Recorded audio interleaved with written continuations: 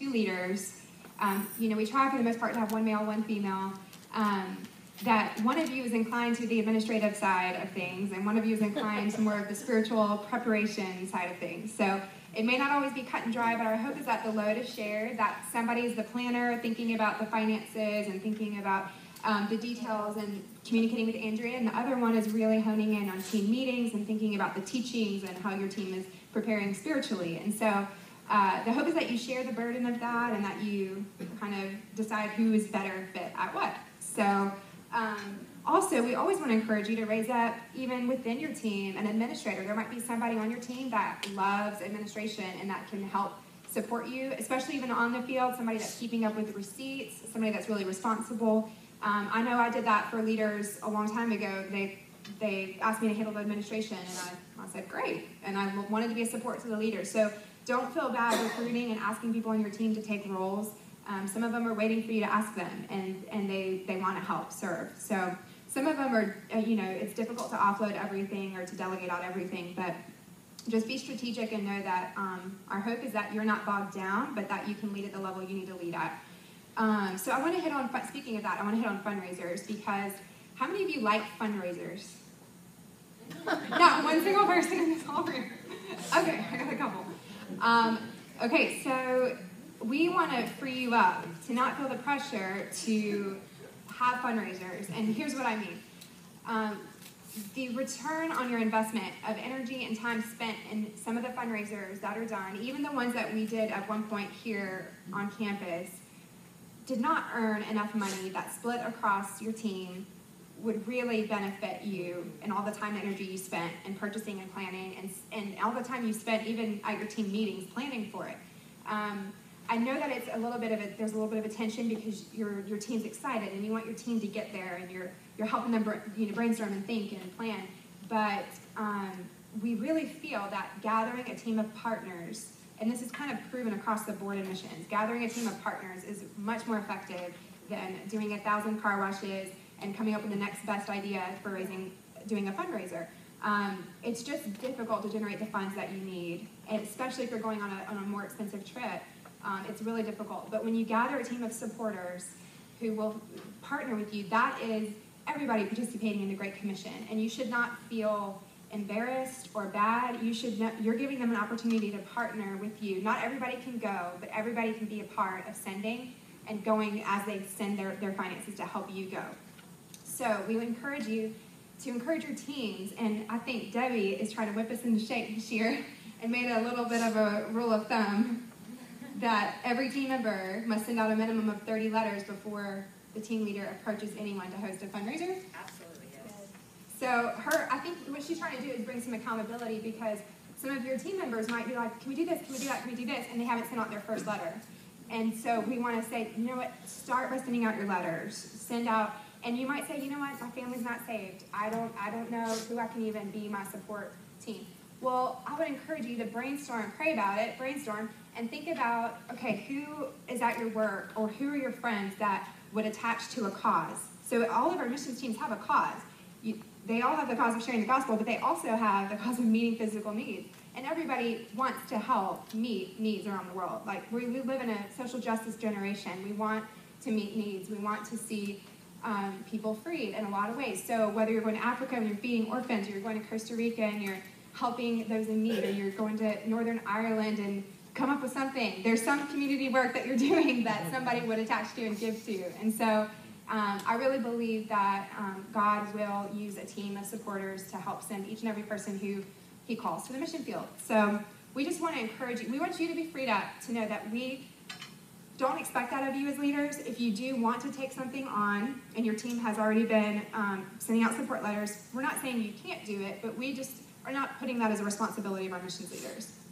I know a lot of times what happens is, even if you don't take it on as a leader, a lot of times our leaders end up having to take it on because the people don't follow it, the team may not follow through. And you're leaders for a reason. You probably get it done kind of people. You're used to making things work. So you naturally take that on, because if things are falling through the cracks, you see that and you step up and make it happen.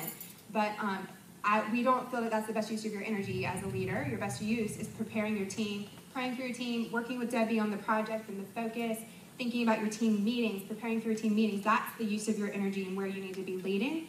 Fundraising, if somebody on your team is passionate about it, by all means let them run and own it after they have done their part to send out support letters and to gather a support team. Does that make sense? So if you have any questions about that, let us know. We're in a different season as a church. It's really difficult to allow fundraisers on site like we did at one point. So at this point, there's really no, there's really no way of doing it at the arena at this point. And it's our new home. We're still figuring out parking. We're still figuring out a lot of things, and we don't know if we will ever be able to return to fundraisers on site. So we just want you to know right now that don't let that be your focus this year. Make sure your team meetings stay on track.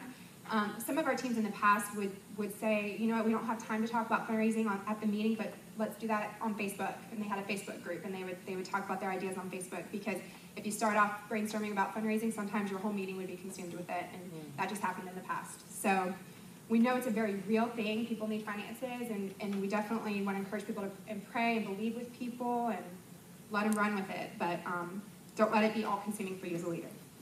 Okay, so that's fundraising. I think we're ready to move on back to some leadership responsibilities. So I'm on page 19, and I'm just going to hit this real quick. Are we doing on time? Okay, we're doing.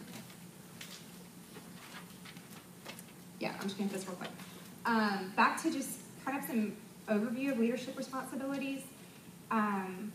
First of all, we put this section in here about, first of all, starting with knowing your responsibility is to be selfless and to sacrifice. I think that you guys, probably most of you in here, many of you in here already lead at some level in the church, and missions leaders tend to be people who are already leading, because leading a missions trip is kind of like leading a small group, but you're also representing the church, and you're also building up our local campuses, so it's a pretty big responsibility. It's a pretty big leadership role, and most of the time it's not first-time leaders. So anyway, you are very aware of this as a leader, but it's not a glamorous road. It's not because you want to be in control and you want to talk a lot is why you're a leader. You are a leader because you care about people, and you want to see what you've experienced on the mission field. You want to see other people experience the same thing. And that requires a lot of selflessness. It's not about your experience. And I know myself, when I've led in the past, when you're in leadership, you never get away from people. So where people are, there are problems. Where yourself are, you bring your problems. And sometimes it would feel like my team was getting in the way of my vision. Like, wait, we're supposed to be doing this, people. Come on. Like, why are y'all getting in the way of this vision, And you forget, that your ministry, your mission field is your team now. And it's ministering to the people wherever you're going through your team. And so your mission field becomes pouring into them, seeing them released in their gifts, seeing them released in their passion. And you taking a back seat in a lot of ways. And sometimes how it is, you lead from the front, but then sometimes you're taking a back seat and you're letting other people run with it. And I just want to encourage you in that sometimes, you feel a little, sometimes mission drift, especially in the beginning phases when we're working through some of these logistics and trying to get you guys just out the door. It can be like, oh, I didn't realize, I'm not feeling passionate anymore about this. And it's because you're bogged down with a lot of these details and these things, but also the enemy uses that to discourage you and to make you feel like you're not on track and you shouldn't have said yes and then you're over your head or whatever. I just want to encourage you may walk through a lot of that in this journey, but it's part of leadership and it's part of helping other people to experience what you have experienced on the mission field. There's also a lot of sacrifice. You're usually the first one up and the last one to go to bed, and you may have to say no to some things to say yes to this. We know that there's a big time commitment, and there's just only so many hours in the day, and so something usually you have to say no to in order to say yes to this, and so there's sacrifice in it. But it is so rewarding, and for those of you who've led before, you know that when you see people freed and you see people come into who they are and to catch a vision for their life and to catch a vision for missions, it is so rewarding as a leader, and it's definitely worth it. On page 20, you'll see the quote. It says, "Determine that your team will be missed by the community when you leave, not thankful you were gone." By all means, please make this your number one goal. We get the best feedback from our partners on our missions teams. It is the most encouraging thing. They say, we were meeting with our partners in Haiti, and they were like, we fight over who gets to host the celebration missions teams. Like, we fight over it. When we hear y'all are coming, we each want to host these because we love your teams. They are the best. They serve with such great hearts. They're flexible. They just pray and worship to like the wee hours in the night after they've spent a whole day serving, and they just love it. One of the guys said he even recorded one of our missions teams because he plays it when he gets discouraged, just to remind himself of why he does what he does, one of the missionaries there. And so it is awesome, and I'm so thankful for the leader, like again, just the leaders that step up to the plate and the teams that go.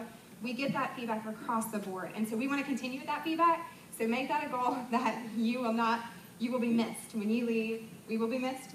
We don't want our hosts to think that, to be thankful that we're gone.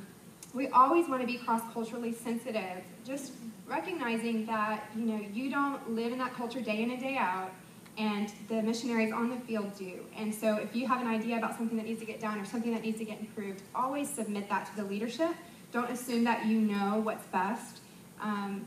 They have a different set of eyes than we do, and if your idea is, heaven breathed and you really are like on target, just submit it to them, and God will bring it forth. But we just want to encourage you to always remain culturally sensitive.